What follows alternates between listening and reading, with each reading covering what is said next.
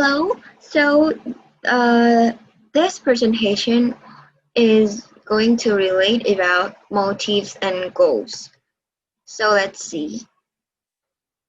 So, goal explain about the cognitive representation of a desired state, or in other words, our mental idea of how we would like things to turn out. And motivation is psychological the driving force that enable action in the pursuit of that goal. So in the motivation, it comes with the two places, which is the first one, in, intrinsic motivation. So intrinsic motivation is about pursuing a goal, and another one is extrinsic motivation. These places is about achieving a goal. I'll give you just for an easy example. So if you were a teacher, you can notice your student uh, that you are you can notice the student by their eyes. If the student are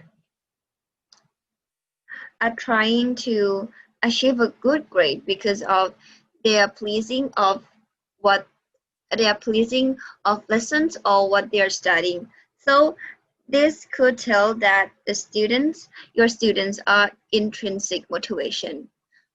And conversely, if your student are working hard because of they want to have a good job in the future or fame, so we could tell that uh, your student is in the kind of extrinsic motivation.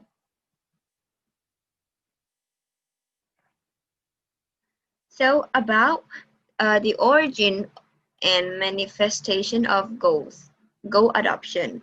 So this explain about what make us commit a goal. So uh, basically we commit a goal by a valuable and attainable goal.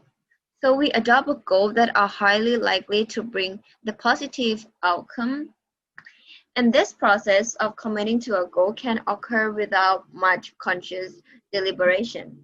For example, people infer value and attainability and will non-consciously determine their commitment based on those factors, as well as the outcome of past goal. Indeed, people often learn about themselves the same way they learn about others by observing others. Yeah. So this is all about adoption. Hi, Professor. It's my turn again. For this chapter, I will talk about goal priming. Cues in the immediate environment, such as objects, images, sounds, or anything that primes a goal that can have the remarkable influence of the pursuit of goal to which people are committed. Each goal is connected to other goals, concepts, and behaviors.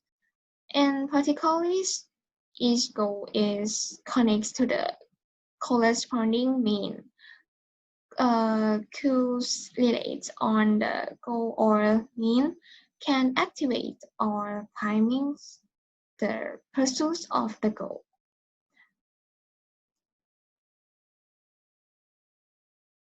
For the next, about consequence of goal activations, the activation of a goal and the accompanying increase in motivate that can influence many aspects of behavior and statement that include how people perceive, evaluate, and feel around them. Priming a goal can lend to behavior that consists of the goal, even though the person is not necessarily aware of why we thought of the motivations. Thank you.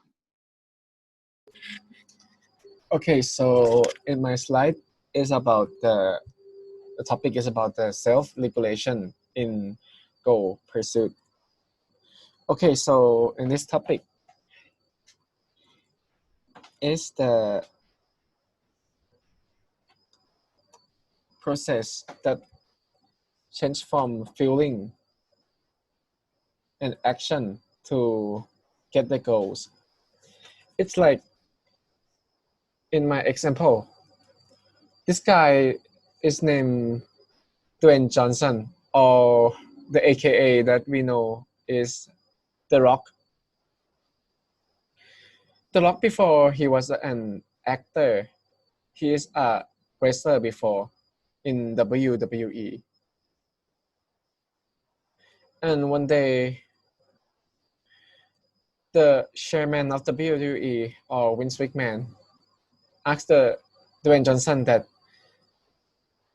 Dwayne Johnson, you don't have any gimmick for being a superstar, so you should try harder and harder, okay? And Dwayne Johnson start feeling that okay, he need to find a gimmick for himself, so he start like doing a workout and exercise, lift heavy, cardio, squat, like that, until like one day he got his goal, that now he was he got a big muscle. Then the counts in the WWE start like calling him as the Lock because like his hairstyle and his body muscle that look like a lock. I think Dwayne Johnson is like a really good example for this topic. Okay, so next, from the deliberation to the implementation. So from the deliberation to the implementation is like the deciding and making sure for the goal phase. Like in this two thing is like being in the two stage of the deliberation to the implementation. Okay, so it got like two phase, like what I said before is like this deciding phase and the thinking or make sureing phase. Okay, my last slide for me, the regulation of odd and ideal goal. It is the comparing between, what do we call it in English? Saving, the way to saving, the way it's going up, and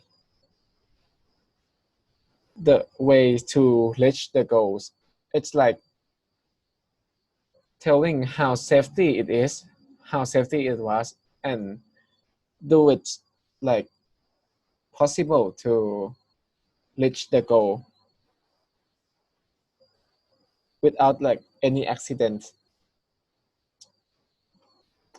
Okay, thank you.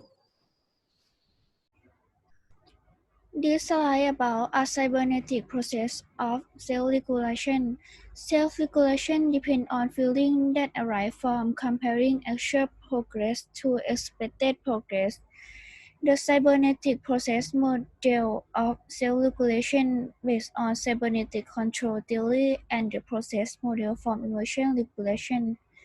For example, if you are nearly finished with a class project, you feel good about yourself. However, these positive feelings tend to make individuals close or reduce their effort on the focal goal and shift their focus to other goals. By contrast, a lower than expected rate to closing the gap elicits negative feelings, which leads to greater effort investment on the focal goal. If it is the day before a project due and you have hardly started it, you will likely feel anxious and stop all other activity to make progress on your project.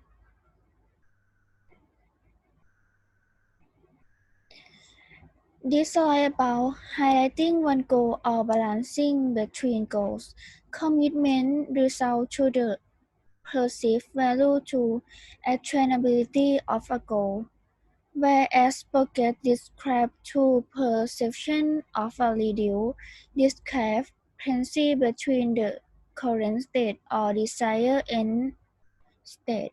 After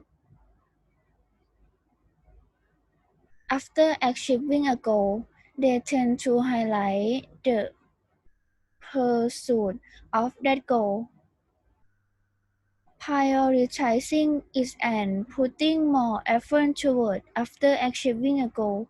When people solve their previous action and assign a commitment to it, they tend to highlight the pursuit of that goal. Prioritizing it and putting more effort toward it. However, when people solve their previous action as a sign of progress, they tend to balance between a goal and other goals, putting less effort into the focal goal. Conflicting goal and self-control. In the pursuit of our ordinary and extraordinary goal, we inevitably come across other goals. In such situations, we must exercise self-control to stay on course. Self-control is the capacity to control impulses, emotion, desire, and action in order to resist a temptation. For example, when you're reading each page of a textbook requires self-regulation. Doing so by resetting the tempting sound of friends. Socializing in the next room requires self-control, and although you may tend to believe self-control is just a personal characteristic that varies across individuals, it is like a muscle in that it becomes drained by being used, but is also central in the process. Okay, so now it's my part. I'm going to tell you about self-control as an innate ability. In a famous series of lab experiments, preschoolers 3 to 5 years old were asked to choose between getting a smaller treat immediately or waiting as long as 15 minutes to get a better one. Some children were better able to exercise self-control than others, resisting the temptation to take the available treat than waiting for the better one. Following up with this preschooler 10 years later, the researchers found that the children who were able to wait longer in the experiment for the second marshmallow performed better academically and socially, and had better psychological coping skills as adolescents. Next is self-control as a limited resource. Beyond personal characteristics, the ability to exercise self-control can fluctuate from one context to the next. In particular, previous exertion of self-control drains individual of the limited physiological and psychological resources required to continue the pursuit of a goal. Ego depletion refers to this exhaustion of resources from resisting a temptation. That is, just like bicycling for 2 hours would exhaust someone before a basketball team. Exerting self-control reduces individual capacity to exert more self-control in a consequent task, whether that task is in the same domain or a different one. Next is a prerequisite to self-control: identification. Also, factors such as resources and personal characteristics contribute to successful exercise of self-control. Identifying the self-control conflict inherent to a particular situation is an important and often overlooked a prerequisite. For example, if you have a long-term goal of getting better sleep, but don't perceive that staying up late on a Friday night is inconsistent with this goal, you won't have a self-control conflict. The successful pursuit of a goal in the face of temptation requires that individuals first identify their having impulse willpower is limited. Trying to resist temptation now takes energy and may leave you feeling like it is hard to be disciplined later. You can only eat so many radishes that need to be controlled. However, individuals often fail to identify self-control conflicts because many everyday temptations seem to have very minimal negative consequences. And the last one is self-control processes counteracting temptation. The protection of value goal involves several cognitive and behavioral strategies ultimately aimed at counteracting the pull of temptations and pushing oneself toward goal-related alternatives. One such cognitive process involves decreasing the value of temptations and increasing the value of goal-consistent objects or actions.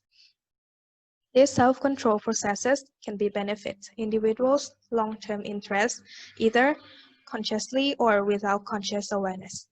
Thus, at times, individuals automatically activate goal-related thoughts in response to temptation and inhibit temptation-related thoughts in the presence of goal cues.